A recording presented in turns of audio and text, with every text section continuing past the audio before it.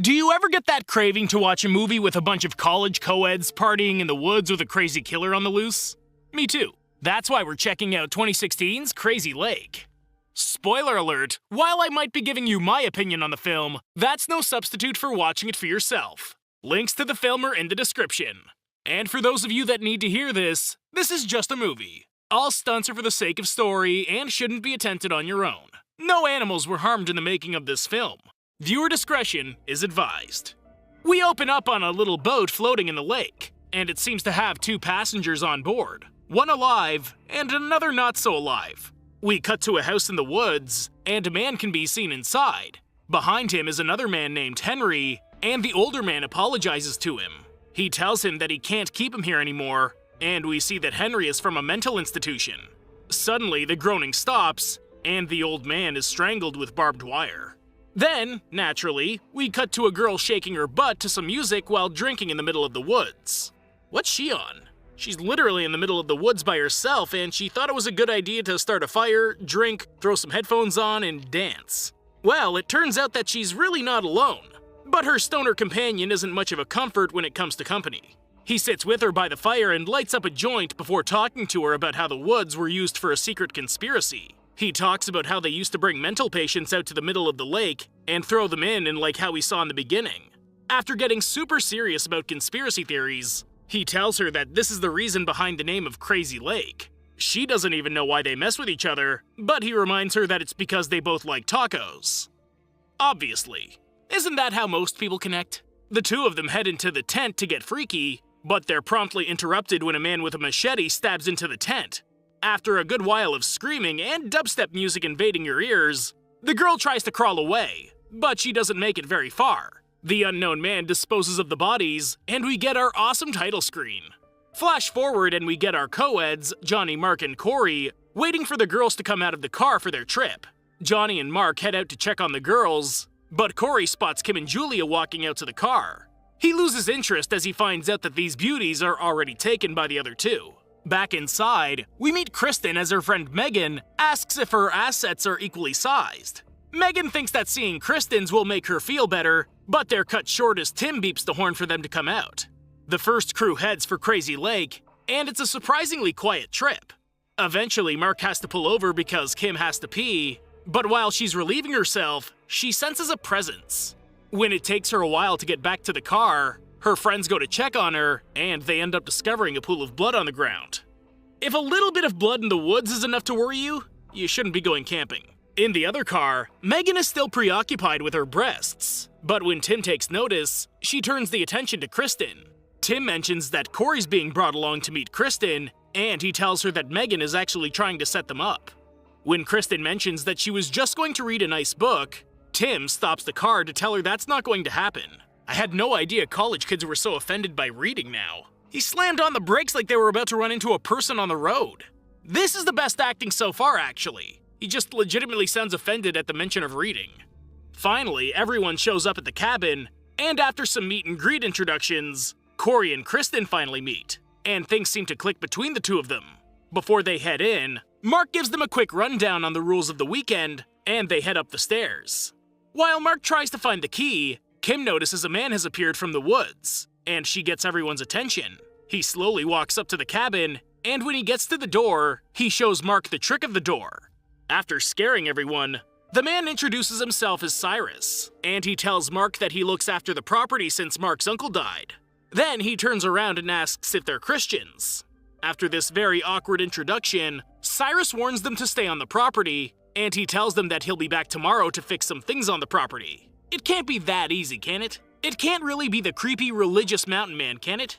I can't tell if this is a blatant misdirection or purely black and white horror storyline. After the co-eds divide the rooms, Corey and Kristen come to the final room available, and he tells her to go ahead and take it. While the group starts their crazy rager party, a new couple is floating around the lake. Of course, he's trying to get a little freaky with her, but when he goes for a dive with his camera, he finds a human body at the bottom of the lake. He comes back up to warn his girlfriend, but she decides to go down to see for herself. When your boyfriend comes up and tells you that there's a dead body at the bottom of a lake, would you A, dive down to confirm for yourself, or B, get out of that water immediately? Back at the cabin, the group comes outside and continues their party like they're partying with a whole bunch of people, and they're having the time of their life. It now becomes clear that the main promotion for this movie really was a huge college party montage. That's where the budget went. The whole cast made a slip and slide out of black trash bags and dish soap, and they told the cameraman to keep filming. Meanwhile, the man from the lake runs back to his car where he tries to call the police, but he gets stabbed from behind just as they answer. Back at the cabin, Mark starts a competition for who has the best slide. But little do they know that someone's watching them from the woods. When Johnny goes down the slide, he does so badly that he tries to do a handstand to get more points, and he ends up stepping down on some barbed wire. I haven't been able to take anything in this series so far, but that made me shudder. Nails, glass, or anything going into the foot is a sure way to make me uneasy. Immediately, Kristen comes over to apply first aid, and she uses the vodka to clean the wound. Elsewhere, two women, Lacey and Farah, become stranded on the road, and Lacey heads out to try and find a house. After Farah thinks about being left alone, she calls out for Lacey to wait, but Lacey is killed by someone that pops out of the woods. Farah runs into the woods to try to escape, and we cut back to the cabin where Johnny's all wrapped up. Mark brings up the option of playing strip poker, and the party's back. By nighttime, everyone's pretty much down to their underwear, and the final round comes down to Corey and Megan. Before the reveal, Tim coaches Corey on the idea that everyone's about to see his junk. Luckily for him, he ends up winning, but outside, Farah comes running up to the cabin in a frenzy. They go to answer the door, but the killer gets her before he can answer. When Tim comes out to see who's knocking, he finds a rabbit doll on the ground instead. Back inside, Kim spots someone peeping through the window, and Mark goes to investigate with a knife. Back inside, the group tries to come up with reasons for why someone would want to spy on their game of strip poker. Geniuses. This has got to be some of the dumbest characters in a horror movie in a while. Apparently, Tim forgot to lock the door when he came in, and they hear someone open the door. Then outside, Mark spots a body floating in the lake, and he drops the knife to get the body out. Why? Can't you wade in the water with a knife? Your first thought when you find a body in the woods should not be to drop your one means of defense. They're all just asking for it. When Mark comes back to shore, he finds his flashlight where he left it, but the knife is gone. Back at the cabin, Corey volunteers to check on the door, and he heads outside to try and call for Mark. He ends up hearing a weird voice over what sounds like a radio, and he wanders into the woods thinking it's Mark somehow. He heads to the garage to follow the sounds, and he finds that it was actually a kid's toy that activated from a closet.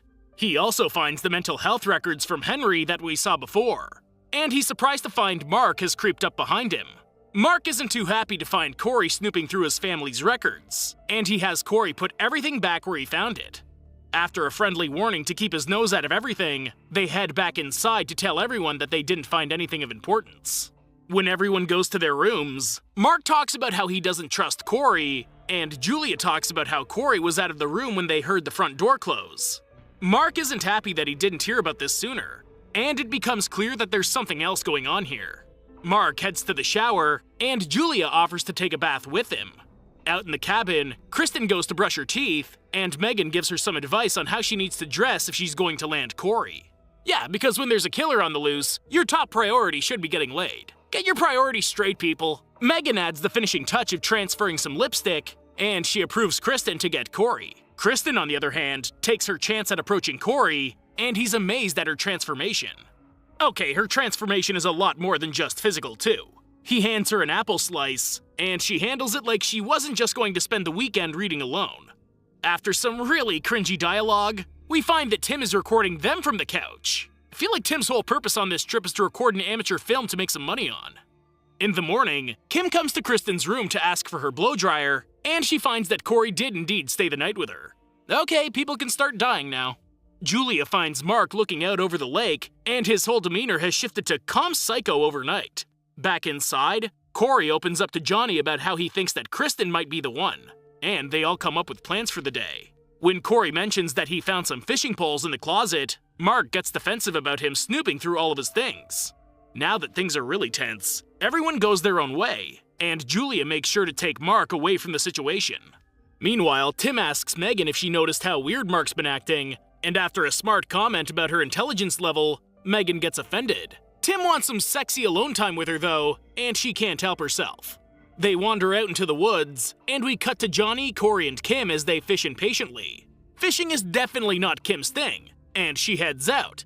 Just then, Corey's line gets stuck on something in the lake, and Johnny pulls it in. It turns out that it's a hospital gown, and Corey can't keep his mouth shut about what he found in the barn.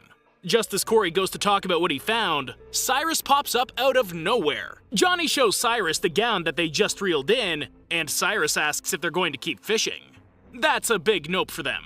And they head back to the house while Cyrus looks over the lake with a watchful eye. At the same time, Tim and Megan come across the abandoned campsite, and Megan gets really fed up with Tim's stupid, sexist remarks. He manages to get "I love you" out of his mouth, and Megan forgets all about everything she was offended by.